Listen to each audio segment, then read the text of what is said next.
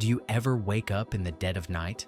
Not because of a dream or a noise outside, but because something deep in your body insists you get out of bed? Maybe it starts with a subtle discomfort, a whisper from the bladder. Then it grows into a pressure you can't ignore. So you shuffle to the bathroom in the dark, maybe gripping the edge of the nightstand for balance, trying not to wake your spouse, trying not to stub your toe again. You relieve yourself, return to bed, and stare at the ceiling. The room is quiet, but your mind is suddenly wide awake. You wonder if you'll fall back asleep. You wonder if this is just what aging means now. Nights that no longer feel restful. Sleep that comes in pieces instead of peace. If that's you, if you're waking once, twice, even 3 times a night to pee, I want to tell you something that may surprise you. It's not just your age. You haven't failed your body, and your body hasn't given up on you. Most of the men and women I see who struggle with nighttime urination assume it's inevitable, something they just have to accept. But more often than not, there's a simple, correctable reason behind it. A quiet mistake, one you likely don't even know you're making. Let me tell you about someone I worked with not long ago, a retired mechanic named Tom. Tom is 68, widowed, soft-spoken, the kind of man who spent more time taking care of engines than his own body. When he came into my office, he didn't want to talk about feelings or fears. He just wanted sleep. "Doc," he said, "I haven't slept through the night in 3 years." He looked worn down, not sick exactly, but frayed, like a shirt that's been washed too many times.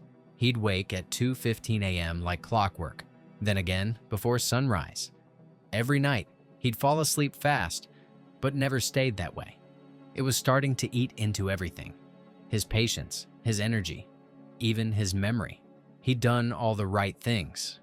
No coffee after lunch, no water after 6 p.m. He kept a little flashlight by the bed so he wouldn't trip on the dog. He thought maybe it was just the price of getting older. And I understand that because for many people, aging feels like a slow theft.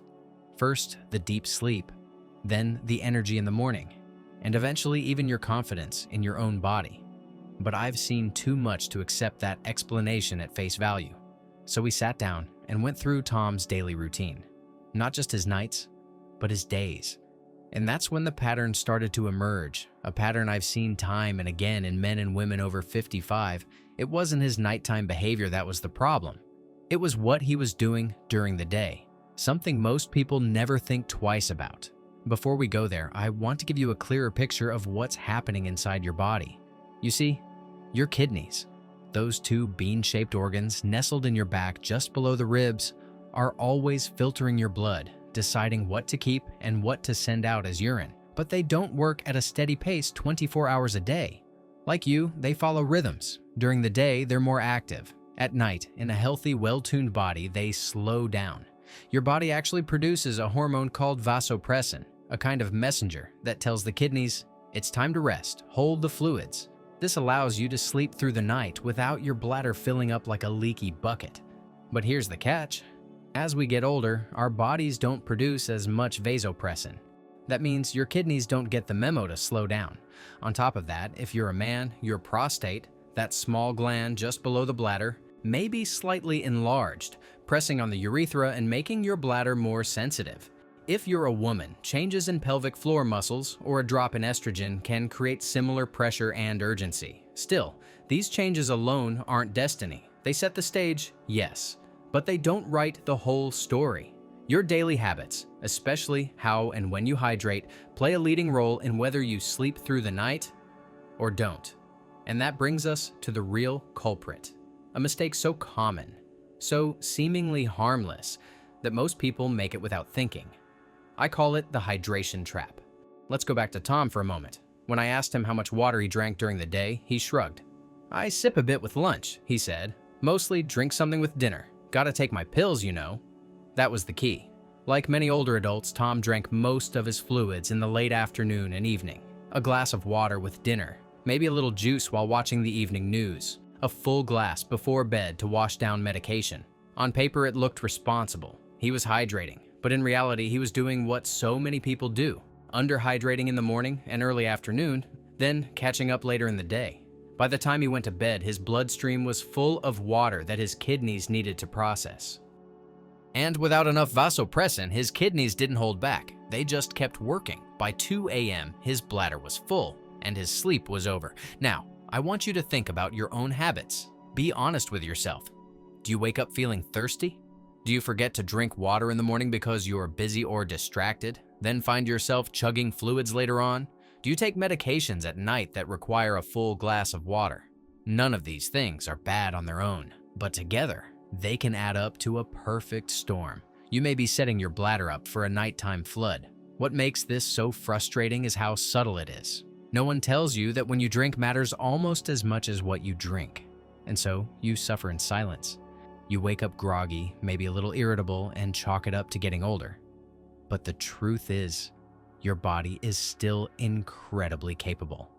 It just needs you to listen differently now, to treat it like the wise, weathered machine it is. I remember asking Tom to try an experiment. For 3 days, I asked him to drink most of his fluids before 2 p.m. I told him to carry a bottle with him in the morning. Not a huge one, just enough to remind him to sip steadily. I asked him to taper off in the afternoon and avoid drinking more than a few ounces after 6 p.m. He was skeptical. "Doc," he said, "that's not going to make a difference." But by the third night, something changed. Tom woke up once, just briefly, around 5:30 a.m., then fell back asleep. The next night, he didn't wake up at all. After a week, he came back to see me. There was a lightness to him. He looked rested, not 10 years younger, but more himself. That's the difference sleep makes. It's not just rest, it's repair. It's where your immune system resets, your memory consolidates, your hormones balance.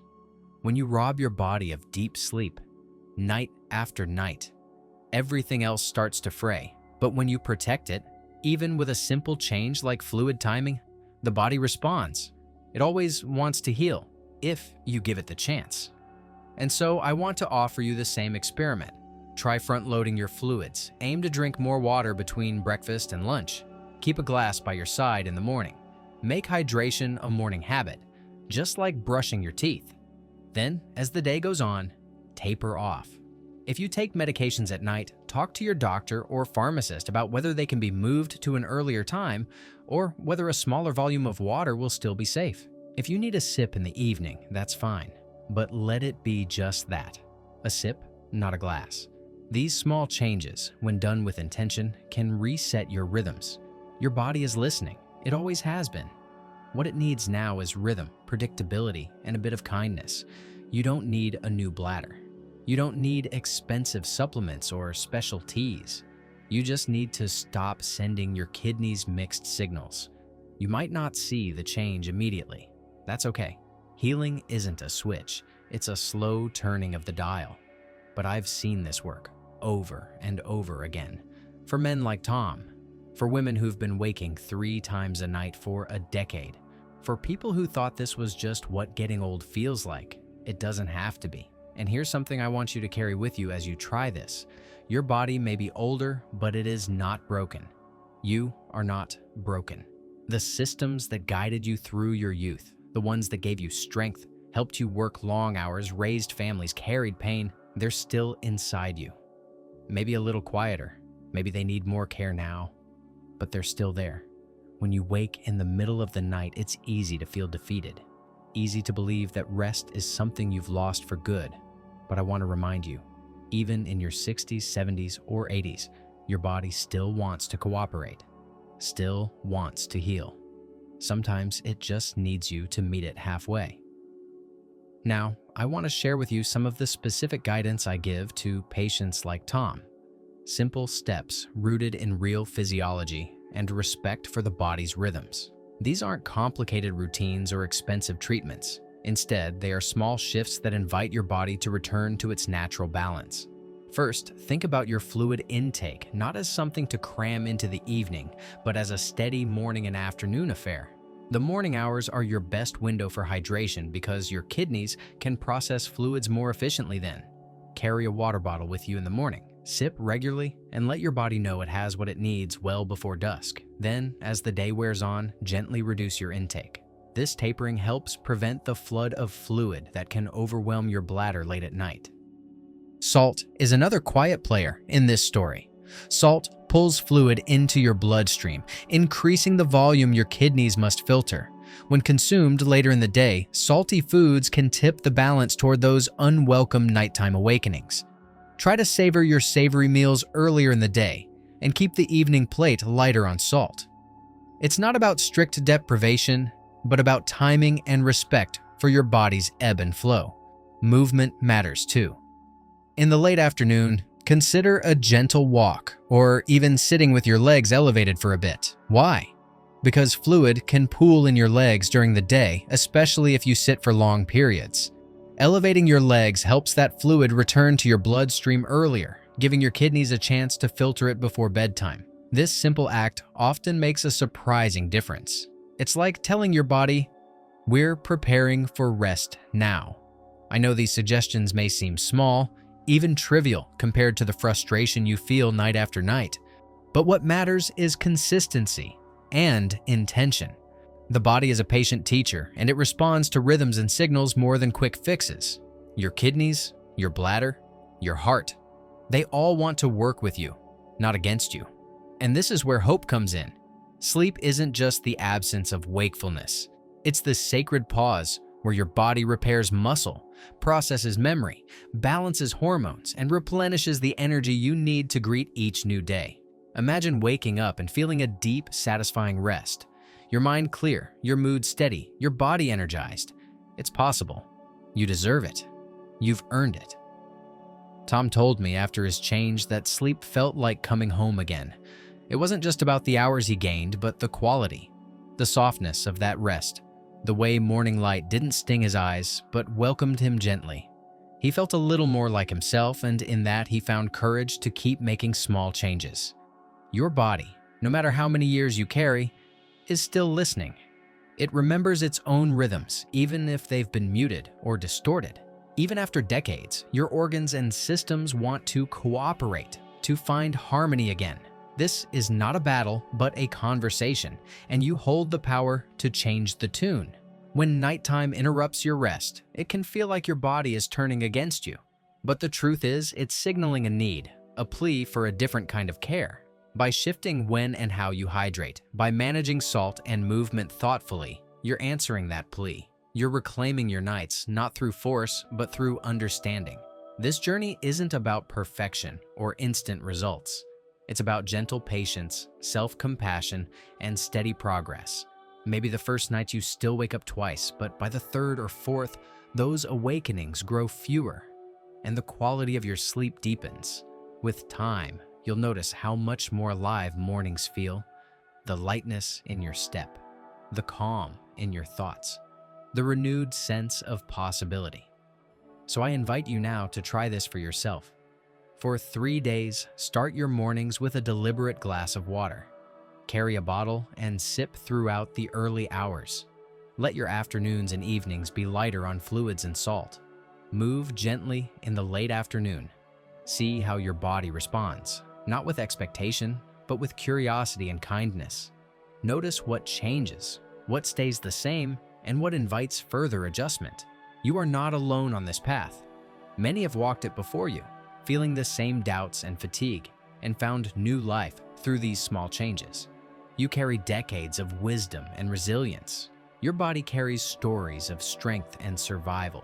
Now is the time to listen deeply to both.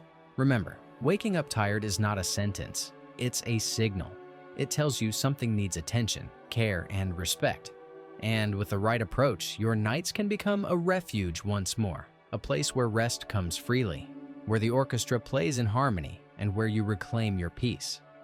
Thank you for trusting me to share this with you. I'm Dr.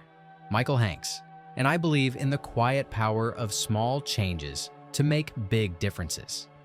If this message resonates, please consider subscribing to this channel for more honest, compassionate guidance on living well after 55. You deserve to wake up refreshed, to greet the day with energy and hope, and with patience and care, that day is closer than you think. Until then, be gentle with yourself. Your body is still listening, and still capable of healing.